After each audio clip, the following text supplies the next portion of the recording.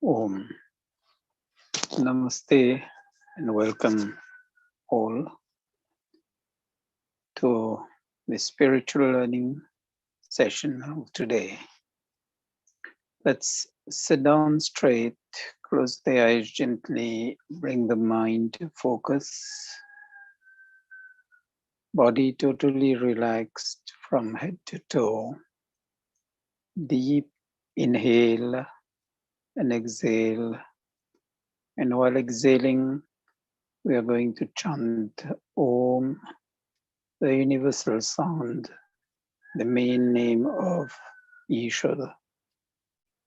And while chanting Om, sense your own chanting with the vibrations of the sound moving across the body.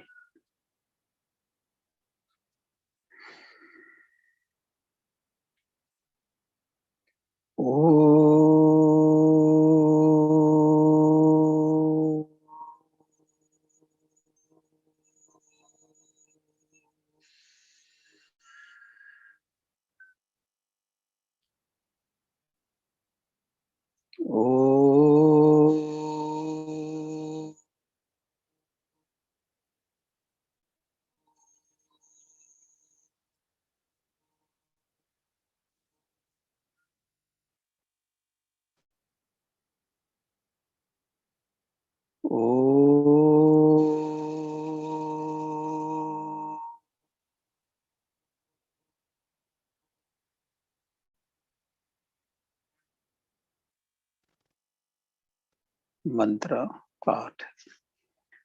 Om Purvasva Tatsaviturvarenyam Bhargo Devasya Dhimahi Dhiyo Yo Na Prachodayat.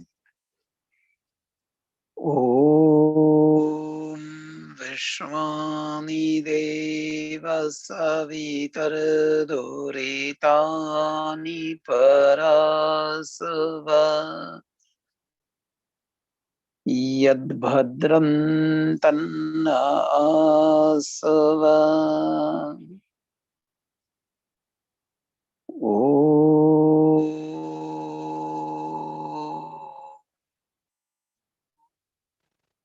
Join the palms together, rub them gently, cover the eyes, open the eyes below the palms, keeping the focus. Namaste and welcome. I'll be proceeding with share screen so that you may go with the flow.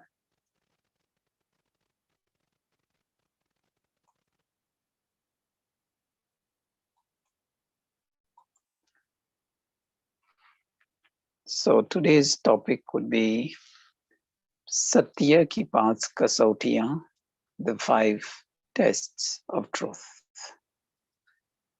The rishis, the sages of yore, defined the 5 tests of truth from the knowledge of the Vedas.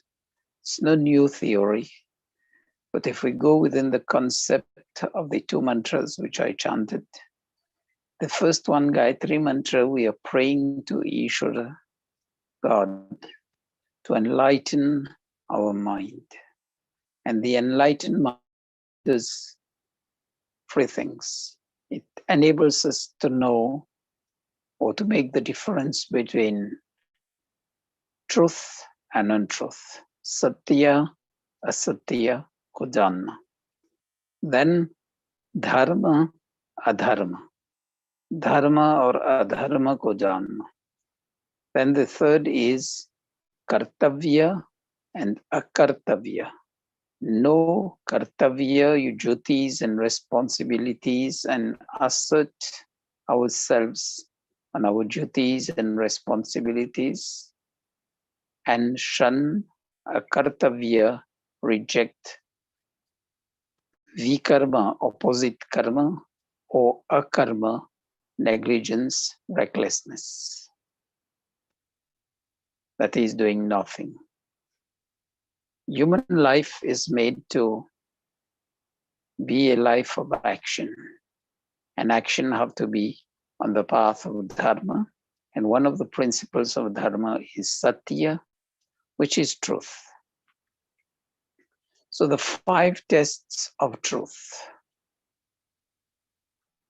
First, Veda and the nature of Eeshvar. So know the Vedas and know the concepts of God. Second is the laws of nature, Srishti Kram. The third one, Apta know the teachings and practices of the Aptas, that is, the noble, pious rishis. Then, if we can't go on 1, 2, and 3, just go on the purity and conviction of our own soul. And number 5, it includes the 8 art praman, the 8 types of evidences. Let's look now into the first one, the Vedas and the nature of Eeshvara, God. Maharishi Danan in the Satyarth Prakash, chapter 3, describes the 5 tests of truth. And the first one, the Vedas and the nature of Eeshvara. Ved or Eeshvara ke gun karma subhav. All that conforms to the teachings of the Vedas. The characteristics, attributes, and nature of God is right, and what is contrary is not true. So the teachings of the Vedas, the revelation given to mankind at the creation. Then know the real characteristics, attributes, and nature of God. And among them, omnipresence of God. Eeshvara Sarva Vyapak. By the omnipresence, present everywhere and at all times, means Eeshvara हमें देख रहा है, सुन रहा है और जान रहा है.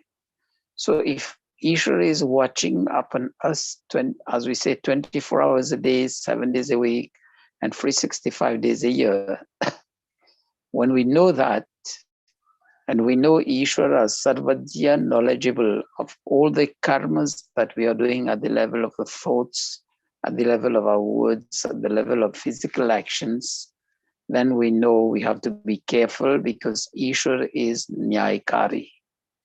Is going to give us the good outcome for all the goodness that we do, and then the penalties for all the badness that we do.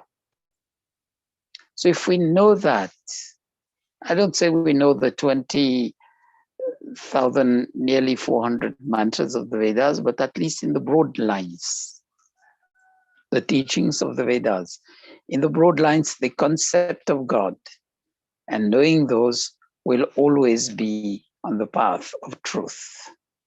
Second one, the laws of nature. All that tallies with the laws of nature is true, and the contrary is untrue. Example, if we say a child is born without parents, this is contrary to nature and is false. Second example in that would be, we know water from the mountains flow to the oceans through the river. But if we say water from the ocean moves to the mountain tops flowing along the river, that is contrary to the law of nature and is false. Like there are some qualities which go temporarily in things. Like the nature of water is to be cool. And when we put that on fire or on a stove in a recipient, it absorbs the heat and the water goes warm and hot. Even if it evaporates as water vapor, it will cool down, form the water drops, make the clouds and rain.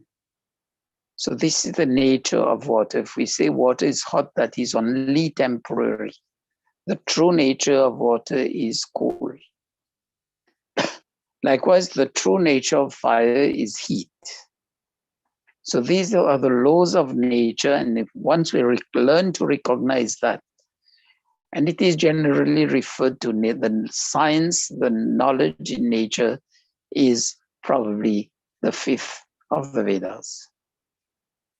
After that, we have the teachings and practices of the aaptas,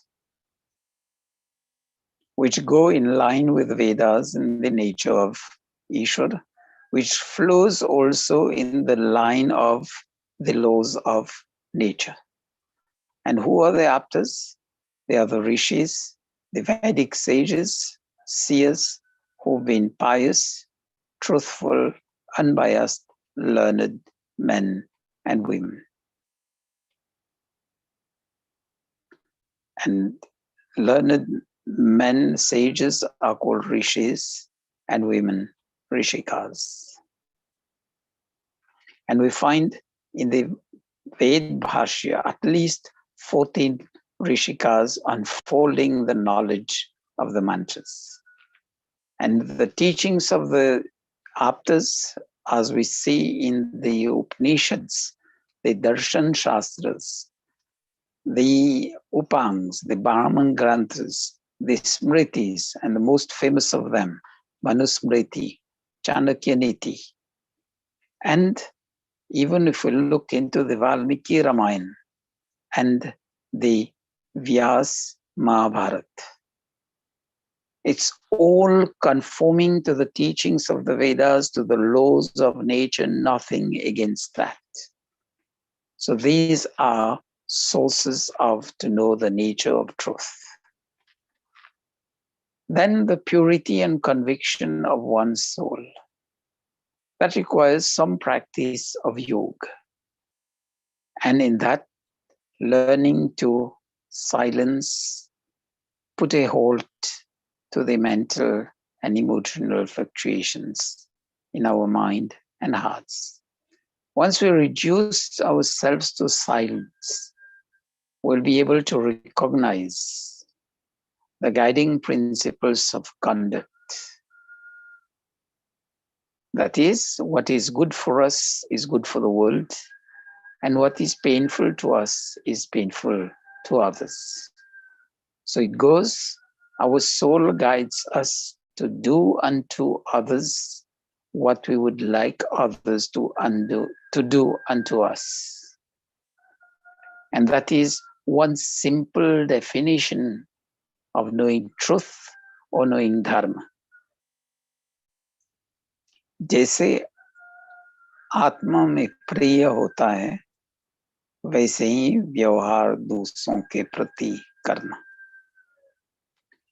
And the inner voice, which is the divine guidance within us, never fails us. Whenever we are on the path of truth, we are thinking about good things.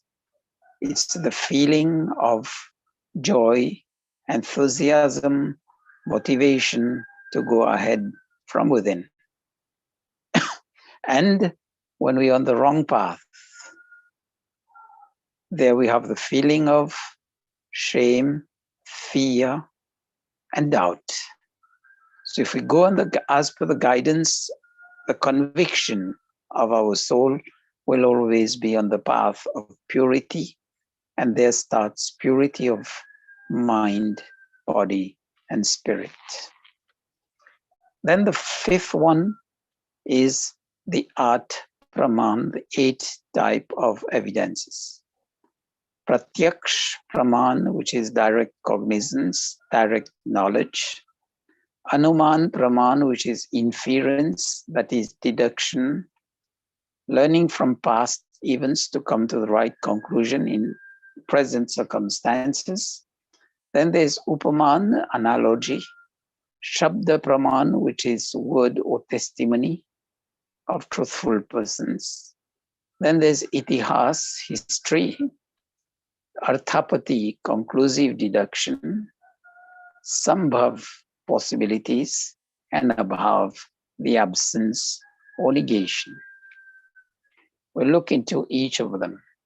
Pratyaksha Praman is by knowing through direct contact with the five senses, knowing through taste, through smell, through sight, through hearing, and touch.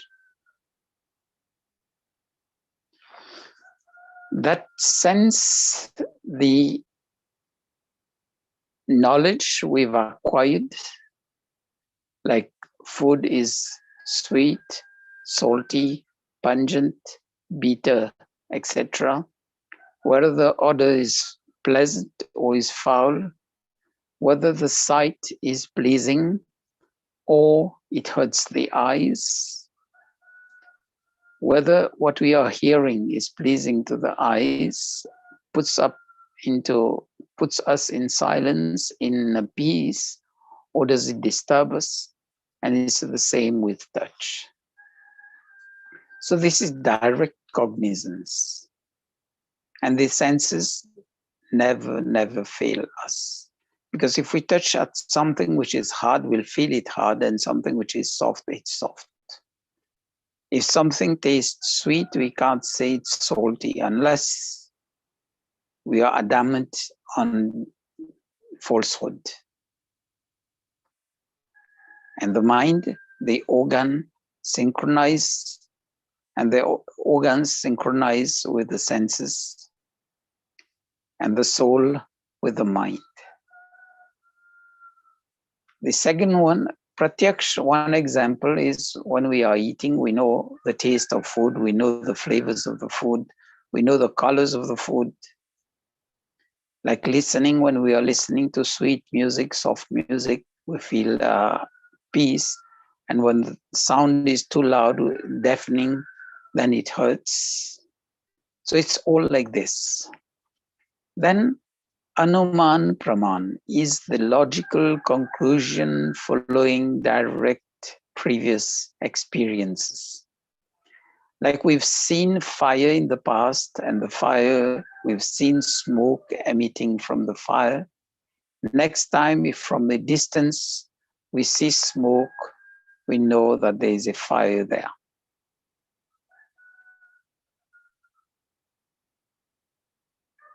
So that is inference. Like when we see flood, we know there's been heavy rain, and when there are dark clouds, we know there's the possibility, likelihood of having good rainfall. Then 8 types of evidences. These are 3 kinds: Purvavat, Sheshvat, and Samanyato Drisht. Purvavat is reasoning from cause to effect. As I said, we've seen rain, we've seen clouds, and we've seen rain following the clouds. So we know when there are clouds, we can infer that there will be rain. That is Purvavat. That is, we see the first, the cause, then we'll be saying the event. That is cause to effect. Then Sheshavat is reasoning from effect to cause. When we see flood, we know it has rained on higher grounds. So we know, we've seen the effect, and we can know what is the cause of that effect. And from that point of view, it leads us, when we look at the universe, each and every single element of this universe, be it a pen, be it a pin, be it the rocket, being the aircraft, all have creators. So why not a creator for this universe? If we say there's been no creator for the universe, just put it to us. We go to the ATM, we don't see money coming. But when we put our card, we just put whatever transaction we have to do, it gets done. We don't see the programmers, we don't see the people feeding the ATM with the notes. But then we know there are people working behind to do that.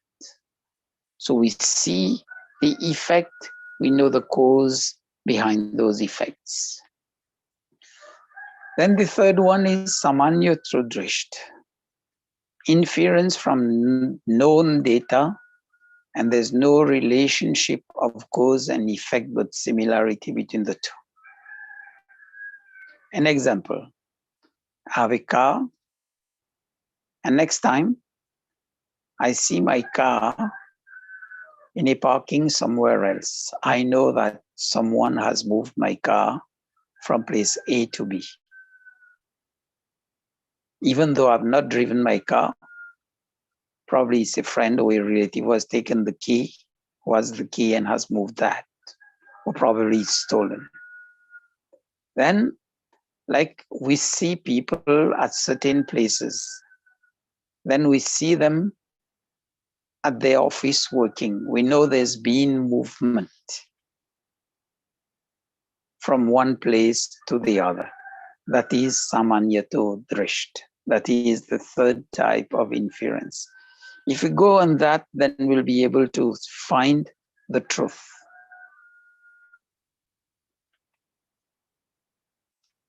Now, Upamaana praman, the knowledge of an object from its likeness with another one. Example, what is known is sadhya, and the likeness that is known is sadhan. The famous example is, we know a yak by its resemblance with an ox. And in Hindi, there is one which comes in the Shastras, Nilgai and Gai. Nilgai is the wild cows which we find in the forests in India. It just resembles the cow. And Nilgai, it's rare that we can see. I've seen that in India, and it is very rare. I think I've seen that only twice in 4 years I've been there. And that also in the remote regions in the Gaon, in the villages.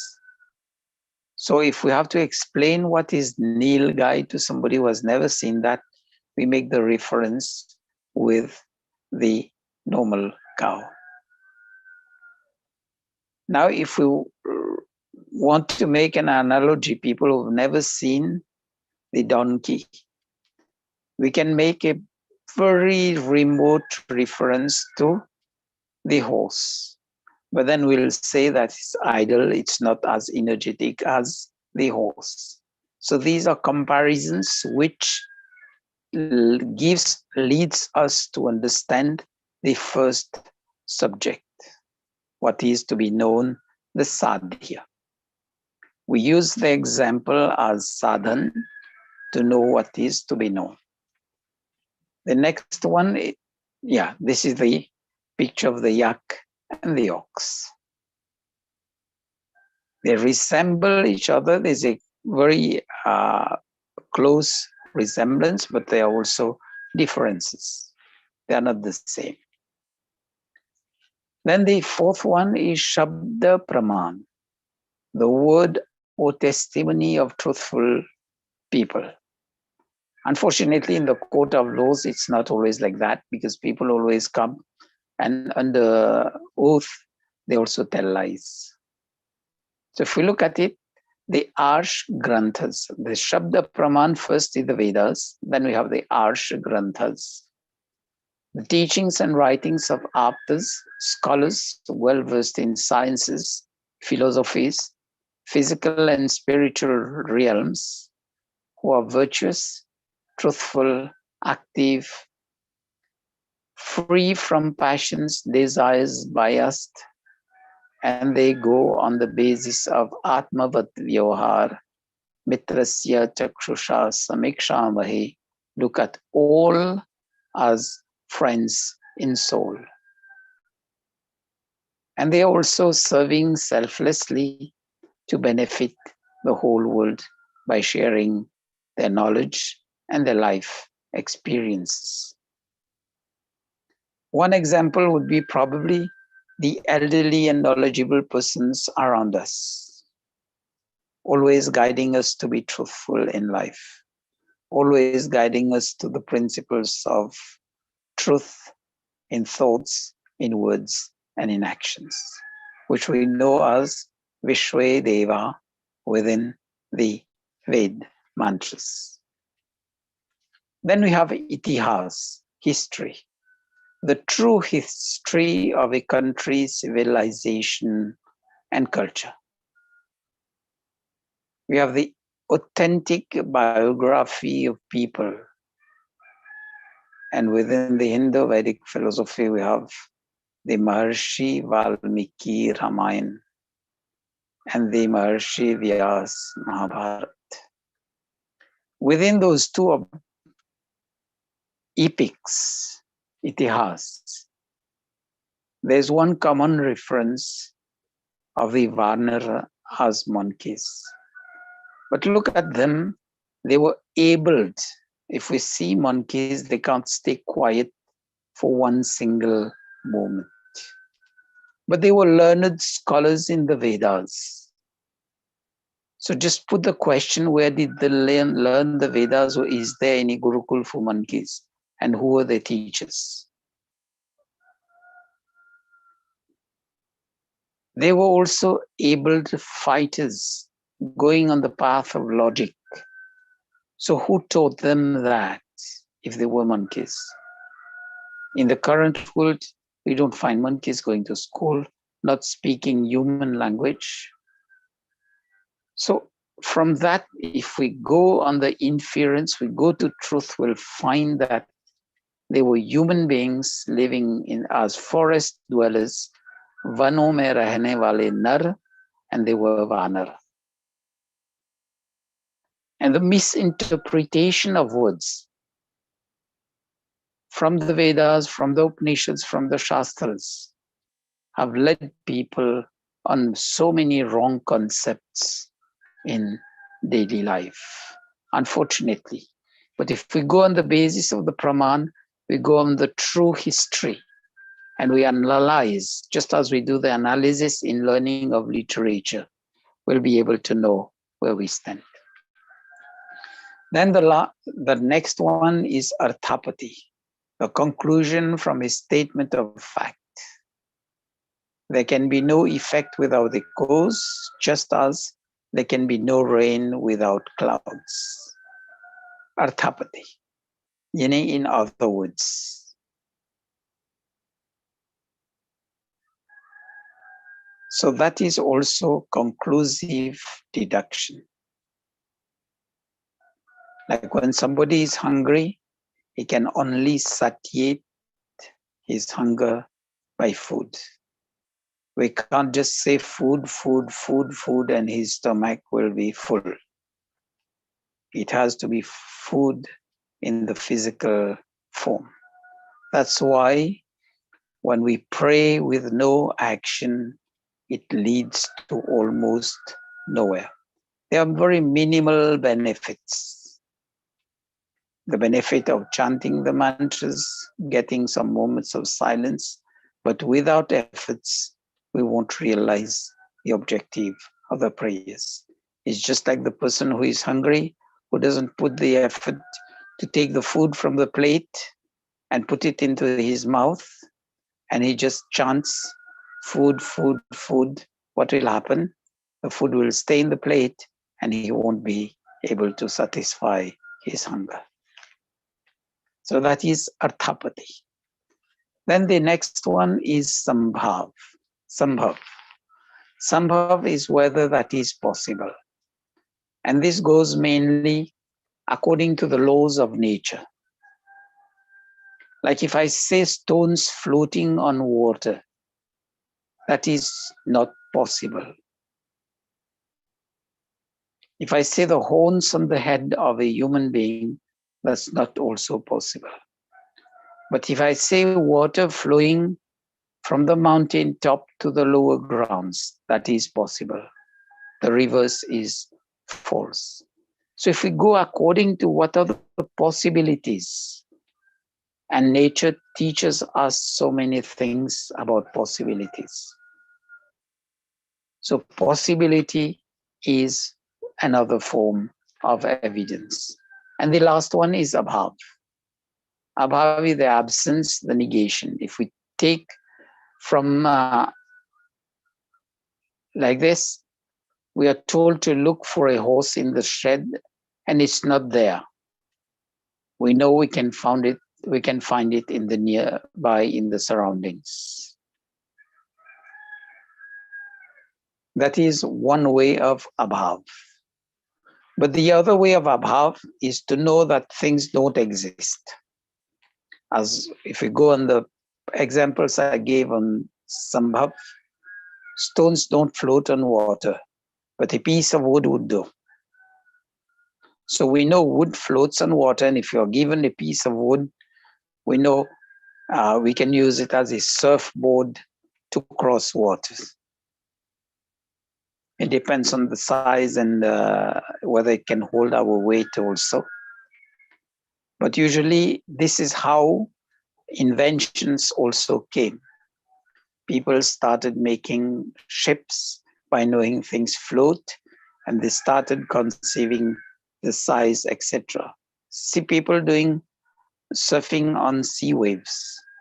The board is small, but it's conceived in a way that it floats and it bears the weight of that person, and that person can surf on that.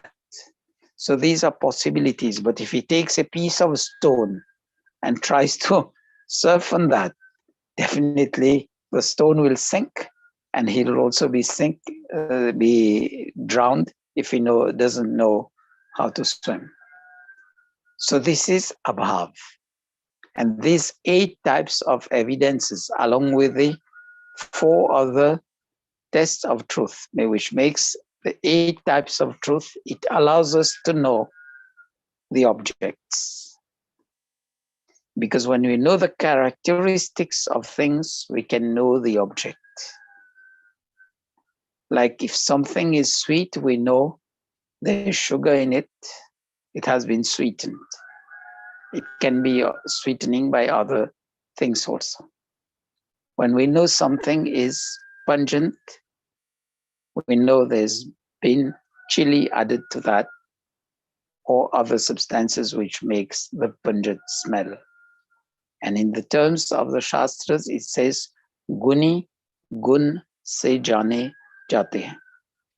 That is, know the object by its characteristics. Guni is the object which holds the characteristics, the gun, and then we know that by the characteristics, the nature, the actions that it can perform. And this is the way of how we lead to conclude about the presence of God in this universe.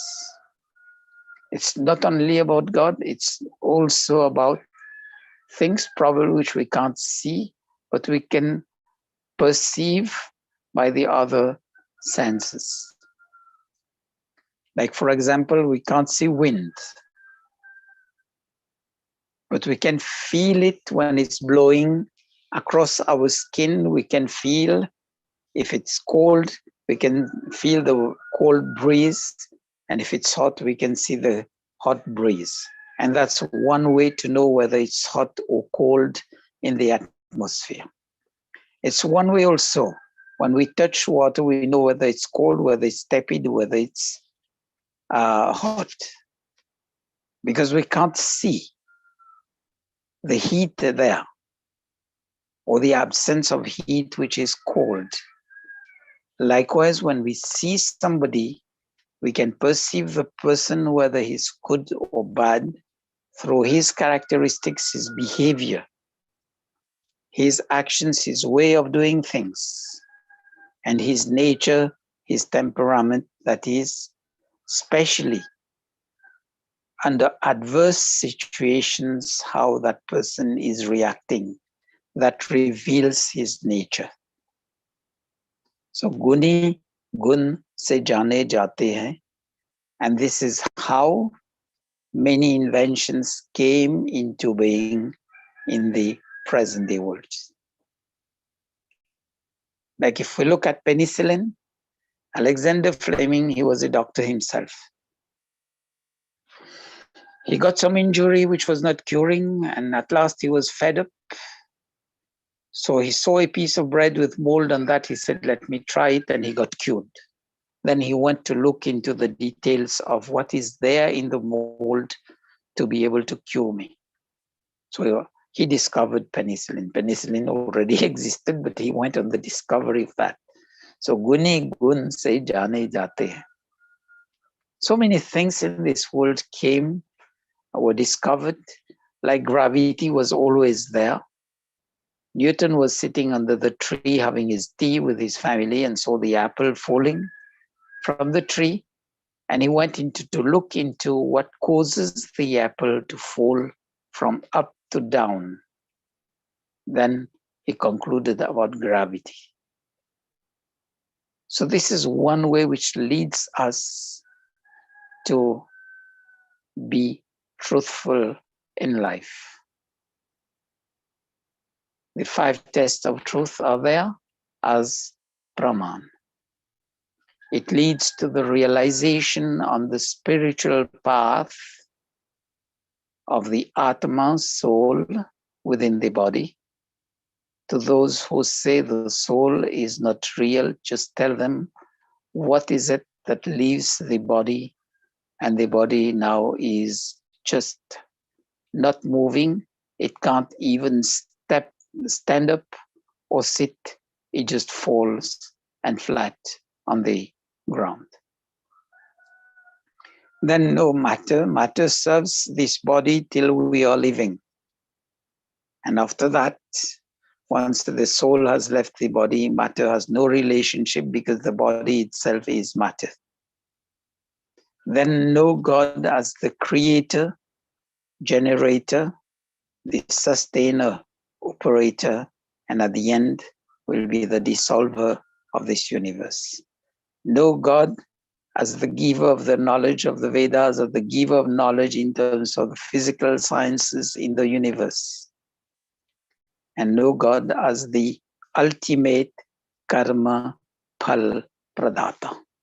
We can escape the laws, the justice of the country, the justice of the world, but we won't be able to escape karma. That's why we see some people are born in places which are happy, even with minimal amenities. And we find people who are born in places with all the opulence, but still unhappy. So this is the karma phal in action, the theory of karma in action. So these 5 tests of truth don't serve us only on the path of spirituality, but on the path to live a life of truthfulness, a life based on truth, a life of virtue, and a life as a real human being. So thank you for your attention. Just remember, you can connect to us on Facebook, on YouTube, or WhatsApp, or email. Any questions, I'll be able to take that. Otherwise, we'll move to the conclusion. Or any feedback?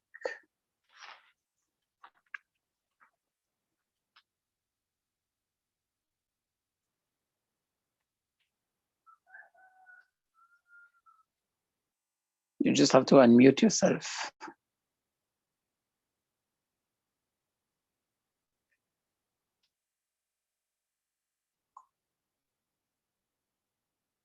Okay, let's move to the concluding. Sit down straight with one Om jap.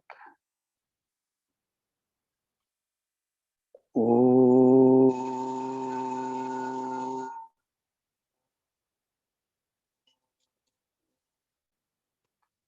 Thank you for your attention. Just hope I've been able to provide some insight on the path of truth, and wish you all well and a nice week ahead.